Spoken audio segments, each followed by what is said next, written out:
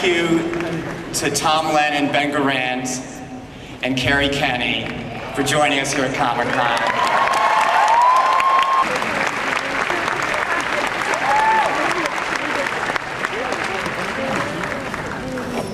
I made a mistake, and I've kind of like based a career on it.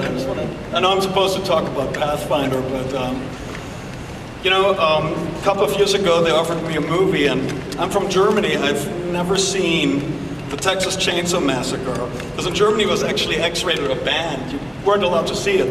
So even though I know a little bit of movies, I missed out on this. And when the script was shown to me, I liked it, and I said, you know, I got to do this. And after I signed on, somebody says, did you look at the internet lately? And I said, no, why?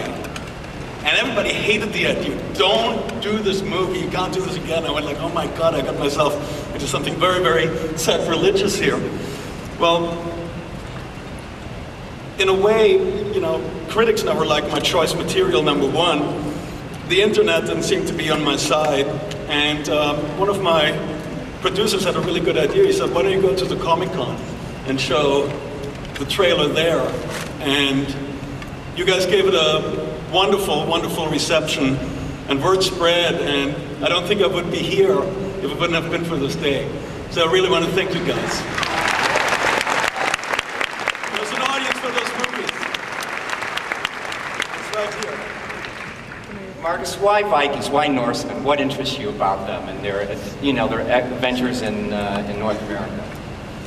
You know, the way it really started was, you know, people suddenly ask you and say, you know, if you could make a movie, what would you like it to be about? And for the longest time, I wanted to make a movie about gladiators. Now, that was a long time ago, and then Gladiator came out, and I said, well, I guess that is over for a long time. And then I thought, what about pirates? I would love to do something about pirates.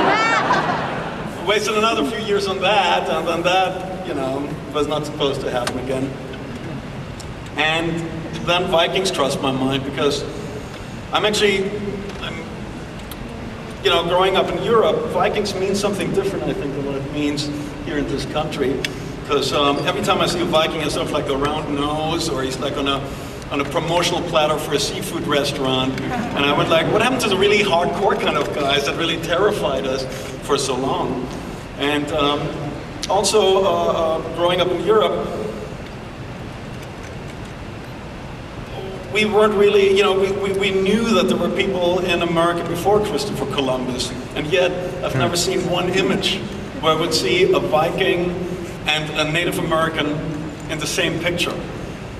And I thought I would want to bring this on the screen before I even see it in a history book. It was actually very interesting. After we finished the first draft, Smithsonian Institute actually published irrefutable proof that Vikings made it all the way down to New York City and to New York and to Boston. So I thought these guys really got around, and somebody got to make a movie about that. It's a story based, obviously, hundreds and hundreds of years ago, 1,000 years ago, but it has the look and feel and texture of a very vivid, like, graphic novel, modern graphic novel. I know that was very important to you, and that influenced you both during the pre-production phase, into production, and some, maybe into post-production. Can you talk about that and whom you worked with in devising that book? Yeah, well, one thing I knew, I read a lot of scripts that had Vikings in them, and there were usually huge epics, battles at sea, clone armies of thousands, and I knew that was not the movie I wanted to do. Usually if you make a movie of that scale, it's got to become something for everyone. And I wanted to make a movie for the kid in me, you know, who has a 16-year-old could go off and see movies like Conan or First Blood. And I was always a huge fan of very contained movies, like A Tale of Survival, and do something that's very authentic and gritty.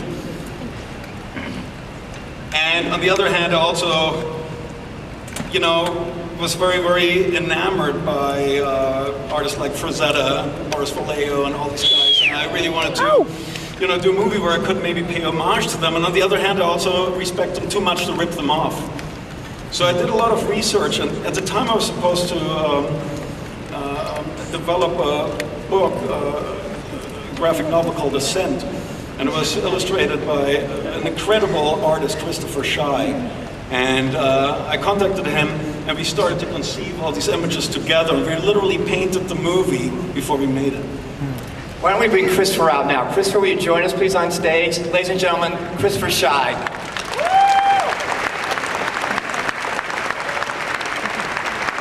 And we're going to show you some of Christopher's and Marcus's imagery now. Bo, backstage, would you please run the PowerPoint imagery? And maybe Christopher, you and Marcus can talk about it as we see it. Lower the lights, please.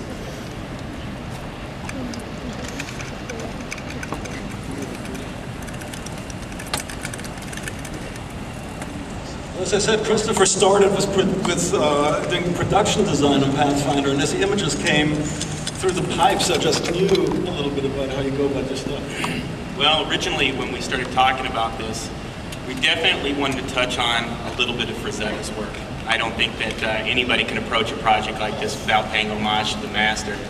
And he was definitely somebody that influenced my work when I was growing up. But we wanted to go with something that was extremely super realistic.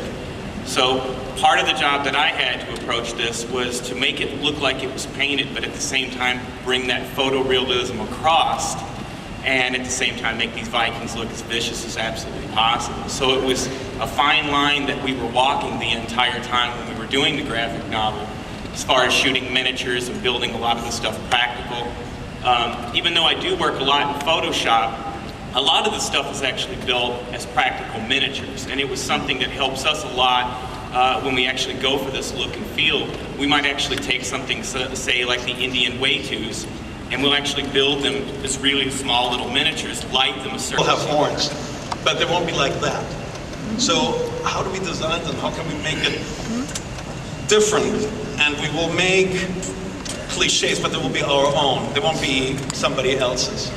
And that's sort of the founding stone of the development of the entire movie, really. Yeah. And we winded up at a certain point shooting sequences while he was painting them, and I wouldn't even get to see it before I was done with it, and we would hold them next to each other and realize how much we really have in common. It was an incredible experience. Well, it was a lot of sketching, that was for sure. Absolutely. Favorites. Please welcome Clancy Brown.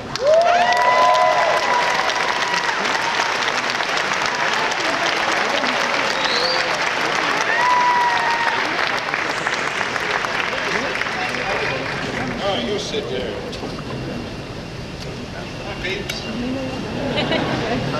Clancy, Marcus has often told me stories about how rigorous this shooting was. People were breaking legs, people were fracturing arms, people were falling off mountains, people were, I don't know what happened. You look like you escaped relatively unscathed. Yeah, I've done this before. Yeah, I bet you have. I bet you have. But what's most important, I know, first of all, talk about your character if you would have been in the movie. Gunnar, who you never hear his name, is the chief of this this Viking band that lands in North America. Marcus came to me when we first met, which was when I was doing the makeup tests and whatnot, and said, I want him to be tired and old, and this might be his last raid. And I thought to myself, and I didn't say it out loud, but I thought to myself, man, you cast the right guy.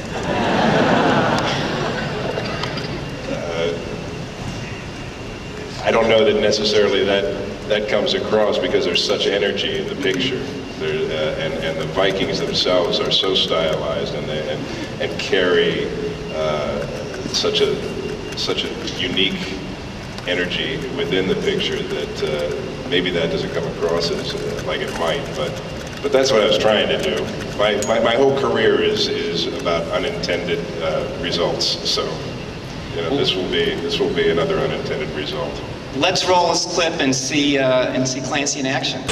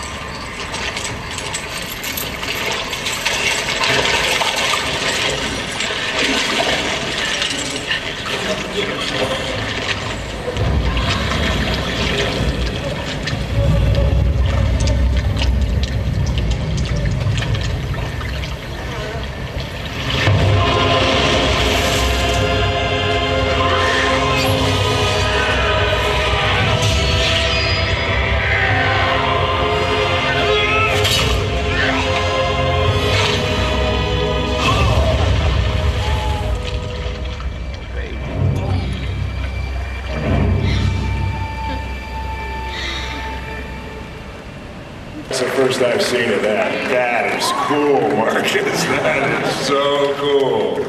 Clancy, very impressive. I heard you had to learn a language. You were speaking Icelandic in that movie, right? Yeah, that is Icelandic, supposedly, that I'm speaking, but the subtitles seem to have nothing to do with what I was actually saying.